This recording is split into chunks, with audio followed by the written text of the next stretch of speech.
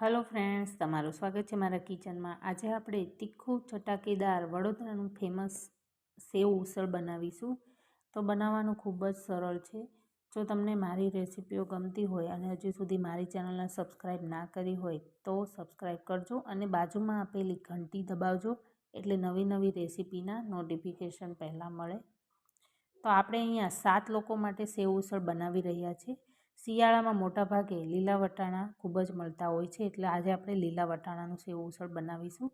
તો મેં અહીંયા 1.5 કિલો જેટલા લીલા વટાણા તો હવે પ્રેશર કુકરમાં 3 ગ્લાસ જેટલું પાણી અને તેની સાથે જ આપણે 2 બટેકા અને બધા જ વટાણા એડ કરી લઈશું। 1 ટીસ્પૂન મીઠું એડ કરીને પ્રેશર કુકરનું ઢાંકણ ઢાંકી મીડિયમ ફ્લેમ પર 4 વિસલ કરી લેશું।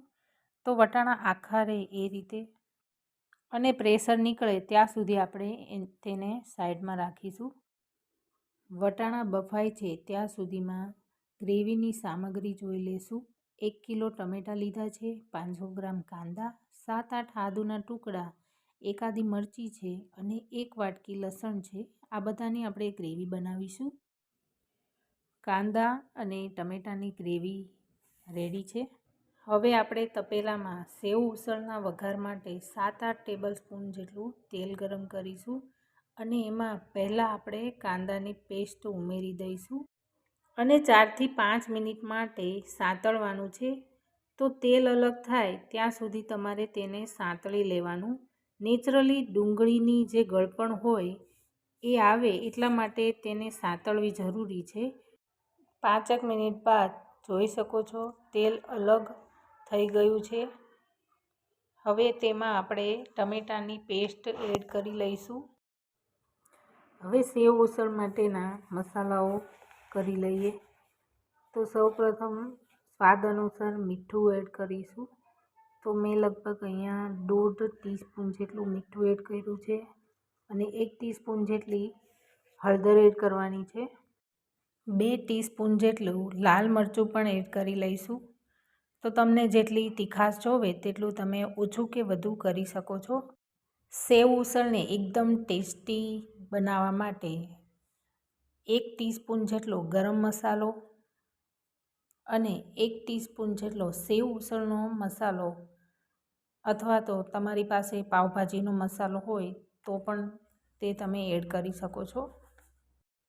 મસાલાઓ થઈ ગયા છે તો આ ગ્રેવીમાં હવે આપણે બધું જ એકવાર સારી રીતે મિક્સ કરી લઈશું। ગ્રેવીને મિક્સ કરી લીધી છે। હવે આપણે તેને ઢાંકણ ઢાંકીને 4 મિનિટ જેવું થવા દઈશું। ગ્રેવી થાય છે ત્યાં સુધીમાં આપણે વટાણા ચેક કરી લઈશું।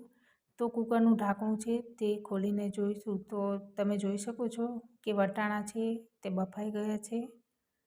તો આ વટાણા છે તે આખા રહ્યા છે, પરંતુ આપણે તેમાં થોડું અમથું પાણી એડ કરીને તેને આખા ભાંગા થાય તેવા જ રાખવાના છે। 1 ગ્લાસ જેટલું પાણી ઉમેરીને વટાણા બ્લેન્ડરથી ક્રશ કરી લીધા છે। તો આ રીતના અધકચરા પીસવાના। 4 મિનિટ થઈ ગઈ છે। હવે આપણે તપેલાનું ઢાંકણ ખોલીને જોઈશું તો તમે જોઈ શકો છો કે તેલ છે તે છૂટું પડી ગયું છે। તો હવે આપણી ગ્રેવી છે તે બરાબર ચડી ગઈ છે। ક્રશ કરેલા વટાણા અને બટેકા છે તે ગ્રેવીમાં ઉમેરી દઈશું અને એકવાર આપણે બધું જ સારી રીતે મિક્સ કરી લઈએ, જેથી ગ્રેવીમાં વટાણા અને બટેકાનું જે પડ છે તે સારી રીતે મિક્સ થઈ જાય। તો અહીંયા આપણે 4 વાટકી જેટલું ગરમ પાણી ઉમેર્યું છે, એટલે તેને ઉકળતા 7 થી 8 મિનિટ જેટલું લાગશે। અને હવે આ ગ્રેવી છે તે 3 મિનિટ જેવું થાય એટલે ઉકળવા લાગશે। જે રસો છે એ ક્રીમી અને ઘટ્ટ થાય એટલા માટે આપણે બટેકા ઉમેર્યા છે।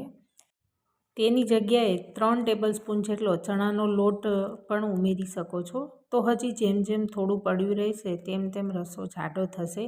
તો હવે આપણે આને ઢાંકણ ઢાંકીને 6 થી 7 મિનિટ માટે રસાને ઉકળવા દઈશું। 6 થી 7 મિનિટ બાદ તમે જોઈ શકો છો કે રસો છે તે સરસ ઘટ થઈ ગયો છે। હવે આપણે 1 મીડિયમ સાઇઝના લીંબુનો રસ પણ સાથે ઉમેરી દઈશું અને બધું સારી રીતે મિક્સ કરી લઈએ.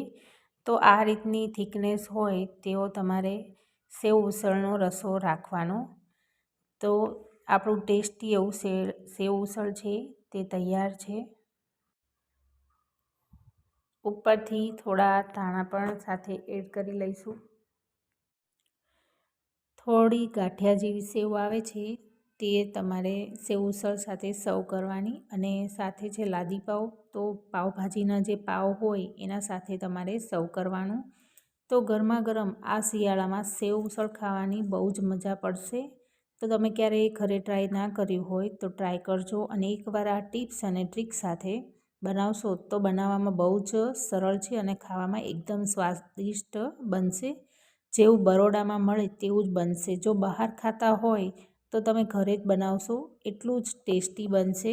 તો એકવાર આ રેસીપી જરૂરથી ટ્રાય કરજો અને મને કહેજો કે આ રેસીપી તમને કેવી લાગી.